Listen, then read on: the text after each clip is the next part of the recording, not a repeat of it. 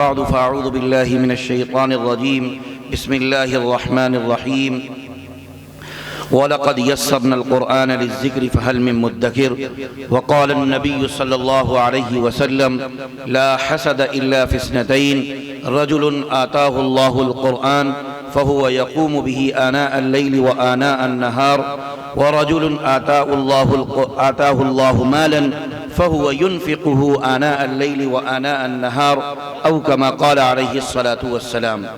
میرے عزیزوں، میرے دوستوں، محترم علماء کرام، عزیز ہماری مائیں اور بہنیں، میں وقت بہت ہو چکا ہے حقیقت میں، اور ہمارے علماء کرام مہمانان عظام جو باہر سے تشریف لائے ہیں، خاص طور سے ہمارے مہمان مقرر مایہ-ناز خطیب حضرت مولانا سعد النجیب صاحب دامت برکاتہ العالیہ ہمارے اسٹیج پر تشریف فرما ہے۔ میرا دل نہیں چاہ رہا تھا کہ میں بالکل بھی بولوں، میں رخصت چاہ رہا تھا کہ میں چلا جاؤں، اور بہرحال ان علماء کا حق ہے کہ یہ لوگ آئے ہیں اتنی دور سے اور ان کو بیان کرنا چاہیے، ان کی باتیں سنیں، کیونکہ میں تو مستقل آج کل روزانہ ہی جلسے میں ہوں اور آپ لوگوں کے سامنے تو رہتا ہوں مستقل۔ بہرحال میں جب مجھے بٹھا دیا گیا ہے تو میں حضرت کے سامنے، اور اپنے چچا محترم ہمارے بیٹھے ہوئے ہیں، میں ایک مشن لے کر کے چلا ہوں۔ تھوڑا سا میں چاہتا ہوں کہ اپنے یہاں، ہمارے یہاں بہت کمی ہے جس چیز کی، میں اس بات کو اپنے یہاں مستقل زور شور سے رکھتا ہوں، اور حضرت کے سامنے بھی میں اسی بات کو رکھ رہا ہوں تاکہ دیکھوں حضرت کی ہماری تائید بھی ہو جائے ہمارے ساتھ۔ میں نے ابھی آپ حضرات کے سامنے قرآن مجید کی ایک آیت کریمہ پڑھی ہے اور ایک حدیث شریف پڑھی ہے۔ حدیث شریف میں اللہ کے نبی جناب محمد الرسول اللہ صلی اللہ علیہ وسلم ارشاد فرماتے ہیں، بڑی کام کی بات ہے، بس مختصر سے وقت میں مجھے ملا تھا 20 منٹ کا وقت باقاعدہ فضائل قرآن پر بیان کرنے کے لیے، لیکن میں 20 منٹ نہیں، بس چند منٹ حائل ہو کر کے اور اسی فضائل قرآن کے حوالے سے میں 2 باتیں عرض کر کے آپ کے سامنے سے رخصت ہو جاؤں گا۔ اللہ کے رسول جناب محمد الرسول اللہ صلی اللہ علیہ وسلم ارشاد فرماتے ہیں کہ حسد نہیں کرنا چاہیے، حسد نہیں کرنا چاہیے، حسد بالکل جائز بھی نہیں ہے، لیکن 2 لوگوں کے بارے میں اللہ کے رسول نے فرمایا ہے کہ 2 لوگوں سے حسد کرنا چاہیے، لیکن اس کا مطلب اور اس کی تشریح محدثین نے یہ فرمائی ہے کہ حسد کا مطلب یہ نہیں ہے کہ واقعی حسد، کیونکہ حسد کی جو تعریف ہے وہ یہ ہے کہ اگلے کے پاس چلا جائے، ہمارے پاس آئے چاہے نہ آئے، چاہے مال ہو، چاہے دولت ہو، چاہے شہرت ہو، وہ دوسرے کے پاس سے تو چلا جائے لیکن ہمیں ملے چاہے نہ ملے، لیکن دوسرے کا ضائع ہو جائے۔ لیکن حسد جس کے بارے میں اللہ کے رسول نے فرمایا ہے، اس حسد کو غبطہ کہتے ہیں۔ غبطے کو مفسرین نے کہا ہے، محدثین نے، جس کے معنی ہے رشک کرنے کے۔ اللہ کے رسول فرماتے ہیں 2 لوگ ایسے ہیں جن پر رشک کرنا چاہیے۔ نمبر 1 وہ شخص جس کو اللہ رب العزت نے قرآن مجید کی دولت سے نوازا ہو، اور وہ شخص قرآن مجید رات اور دن پڑھتا ہو، آپ کو رشک کرنا چاہیے، اے میرے مالک مجھے بھی اسی طرح بنا دے، اے اللہ مجھے بھی اسی طرح بنا دیجئے۔ اور ایک وہ شخص جس کو اللہ رب العزت نے مال و دولت عطا فرمایا ہو، اور وہ شخص اللہ کے راستے میں صدقہ خیرات کر کے اللہ کے راستے میں لوگوں کی مدد کرتا ہو، اللہ کے راستے میں دن اور رات خرچ کرتا ہو، اللہ کے رسول فرماتے ہیں اس شخص کے اوپر بھی رشک کرنا چاہیے کہ اے اللہ مجھے اس کی طرح بنا دیجئے آپ، تاکہ میرے پاس بھی یہ دولت آ جائے، میں بھی اسی طریقے سے آپ کے راستے میں قربان کروں، آپ کے راستے میں خرچ کروں۔ آج ہمارے لکھنؤ شہر کے اندر رمضان المبارک کا مہینہ بالکل عن قریب ہے، اگلا ہفتہ انشاءاللہ ہم لوگ تراویح میں ہوں گے اور رمضان المبارک کے مہینے میں داخل ہو چکے ہوں گے۔ اللہ تعالی ہم سب لوگوں کو اس کی رحمتیں، اس کی برکتیں نازل فرمائے اور ہم لوگوں کو نصیب فرمائے اس کے، آمین یا رب العالمین۔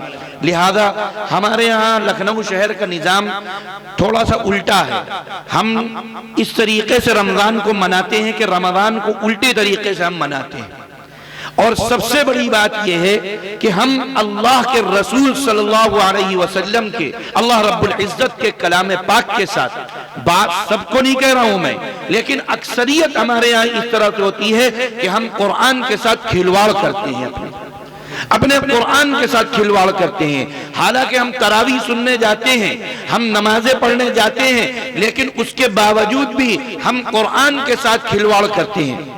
आप ये सवाल करेंगे कि मौलाना हम खिलवाड़ कैसे करते हैं कुरान के साथ? क्योंकि इमाम साहब तरावी पढ़ा रहे होते हैं, मस्जिद खचाखच भरी हुई होती है, लिहाजा उसमें कौन सा आप ऐसा गुनाह कर रहे हैं? हम तो सवाब का माने जाते हैं, और वहां पर हमारे यहाँ आप कह रहे हैं कि आप कुरान के साथ खिलवाड़ कर रहे हैं, मजाक कर रहे हैं, कुरान की बेअदबी कर रहे हैं, तो ये कैसे होगा? मैं उसका जवाब देता हूं कि मेरे भाई, हम कुरान के साथ जो खिलवाड़ की बात कर रहे हैं ना, मैं उसका सबूत देता हूं। हमारे यहाँ बहुत सी जगह पर 5-5 पारे कुरान मजीद के होते हैं। आप अपने दिल में, आप अपने गिरेबान में झांक करके देखिए, आप अपने आप से नजरें मिलाइए और ये सोचिए, समझिए, मैंने खुद सुना है वहां का कुरान, जब कुरान पढ़ा जाता है, इमाम सूरह फातिहा पढ़ता है, बस शायद सूरह फातिहा समझ में आती है, उसके बाद कोई कुरान समझ में नहीं आता है, और कुरान न सामिईन को समझ में आता है, न पीछे सुनने वाले हाफिज को समझ में आता है। लिहाजा हम कुरान के साथ खिलवाड़ नहीं कर रहे हैं तो और क्या कर रहे हैं बताइए? हम कुरान के साथ खिलवाड़ नहीं कर रहे हैं तो क्या कर रहे हैं? और वो कुरान के पारे 5-5 पारे, 6-6 पारे हम 1-1 घंटे, 1.5 घंटे के अंदर मुकम्मल कर देते हैं, और उसमें हजारों का मजमा होता है, हजारों का मजमा होता है। लिहाजा उस हजारों के मजमे के अंदर लोग आपस में बैठे हुए होते हैं, क्या क्या चीजें होती हैं मैं इसको नहीं बता सकता, आप लोग बखूबी जानते हैं कि उसमें किस तरीके की खराबियां आती हैं, किस तरीके की परेशानियां आती हैं। क्या ये अल्लाह रब्बुल इज्जत के कलाम के साथ इसी तरीके से हमको करना चाहिए?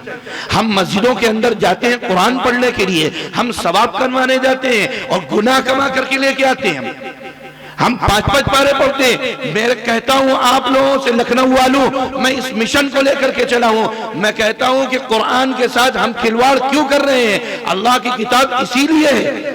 बसा औकात ऐसा होता है कि इंसान अनजाने में गुनाह कर रहा होता है और उसको एहसास भी नहीं होता है। सबसे बड़ी बात तो ये है, अगर कोई इंसान गुनाह करे और अल्लाह रब्बुल इज्जत उस गुनाह पे तौबा की तौफीक दे दे तो अल्लाह की ये बहुत बड़ी नेमत है। लेकिन अगर गुनाह करने के बाद एहसास नदामत भी ना हो अपने अंदर से, लिहाजा ये अल्लाह की तौफीक का छीन जाना है कि हम समझ भी नहीं रहे कि हम गुनाह कर रहे हैं। हम मस्जिदों के अंदर जा करके गुनाह कर रहे हैं और हमें पता तक के नहीं है, हमें पता तक के नहीं है कि हम गुनाह कर रहे हैं। हम 5-5 पारे का कुरान सुन रहे हैं और खिलवाड़ कर रहे हैं कुरान के साथ। हमारे यहाँ लखनऊ में कुरान का रवाज ये है कि बेइंतहा स्पीड से पढ़ा जाए। जो जितनी स्पीड से कुरान पढ़ता है उस हाफिज को सबसे ज्यादा पसंद किया जाता है, उसको सबसे ज्यादा पसंद किया जाता है। जो 1.25 घंटे के अंदर तरावी पढ़ा के खत्म कर देता है उसके यहाँ सबसे ज्यादा मजमा होता है, और जो 1.25 पारा कुरान पढ़ा रहा होता है उसके यहाँ 2 सफ़े होती हैं, 1 सफ़ होती है। ये क्या है?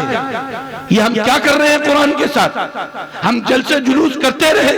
याद रखिए, सुनन और नवाफिल पढ़ते रहो, अपने माथे को जमीन में टेकते रहो। तुम्हारे चेहरे के ऊपर, तुम्हारी पेशानी के ऊपर निशान पड़ जाए, तुम रोजे रख रख के सूख के काटा हो जाओ, तुम नफले पढ़ पढ़ के लागर हो जाओ, लेकिन अगर तुम कुरान के साथ इस तरीके की बेहुरमती करोगे तुम्हारी बख्शिश का सामान नहीं हो सकता।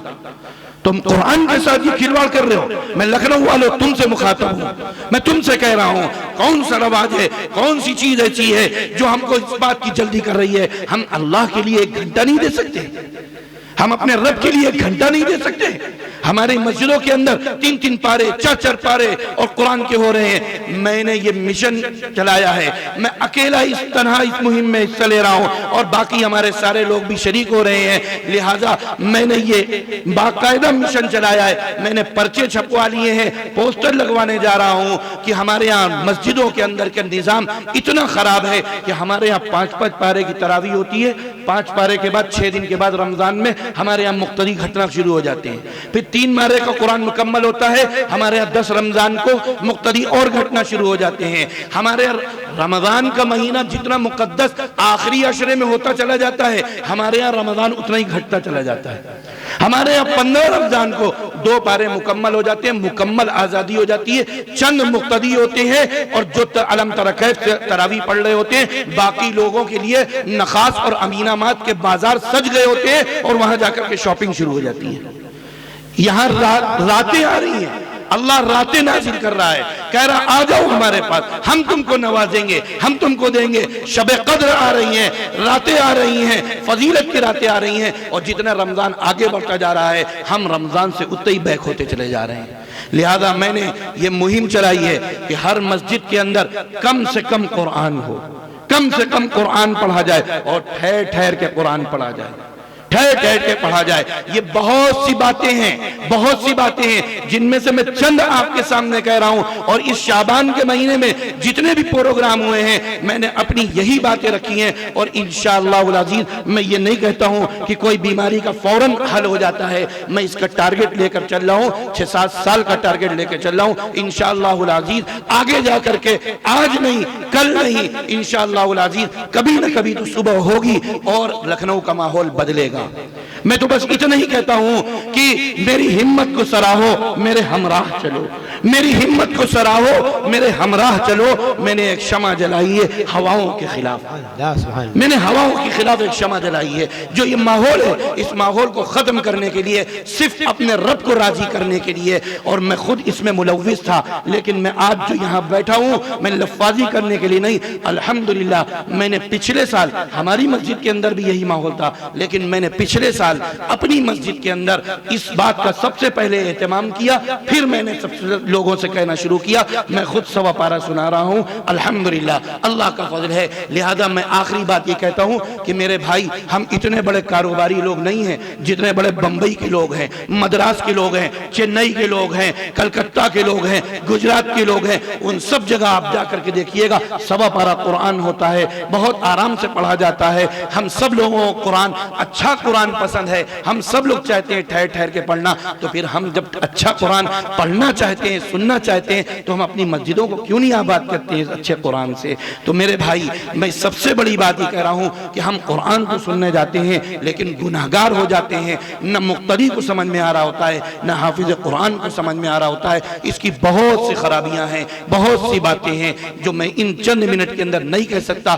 اتنا ہی کہہ رہا ہوں کہ آپ تمام حضرات اپنی اپنی مسجدوں کے اندر، ذمہ دار حضرات اپنی اپنی، اور ہاں میں آخری بات 3 باتیں کہتا ہوں۔ میں کہتا ہوں 3 مجرم ہیں، لیکن سب سے بڑے مجرم متولی حضرات ہوتے ہیں، اس کے بعد عوام ہے، اس کے بعد حافظ صاحب ہیں، اور سب سے بڑے مجرم وہ کون ہے؟ مقتدی۔ وہ متولی کیوں ہے؟ وہ اس وجہ سے مسجدیں کم ہیں، حفاظ زیادہ ہیں۔ حافظ حضرات آتے ہیں اور کہتے ہیں کہ مجھے قرآن سنانا ہے، وہ کہتے ہیں ہماری مسجد کے اندر 3 پارے سنائے جاتے ہیں، 5 پارے سنائے جاتے ہیں۔ وہ کہتا ہے جو بھی سننا ہو میں سنانے کے لیے تیار ہوں، بس مجھے مسجد چاہیے، مسجد چاہیے۔ لہذا وہ حافظ تیار ہو جاتے ہیں۔ مقتدی حضرات تو یہ چاہتے ہیں کہ جتنی جلدی مکمل ہو جائے اتنا ہی زیادہ بہتر ہے، لہذا اس کے بعد حافظ صاحب مجرم ہے کہ وہ کیوں سناتے ہیں ایسا قرآن جس میں اس سے بہتر ہے۔ میں کہتا ہوں اپنے گھر میں تراویح پڑھ لو، لیکن قرآن کی بے حرمتی مت کرو، قرآن کی بے حرمتی مت کرو۔ اللہ تعالی ہم سب لوگوں کو قرآن کی عزت، اس کی عظمت کو سمجھنے کی توفیق عطا فرمائے۔ وآخر دعوانا الحمدللہ رب العالمین۔ جزاکم اللہ، جزاکم اللہ۔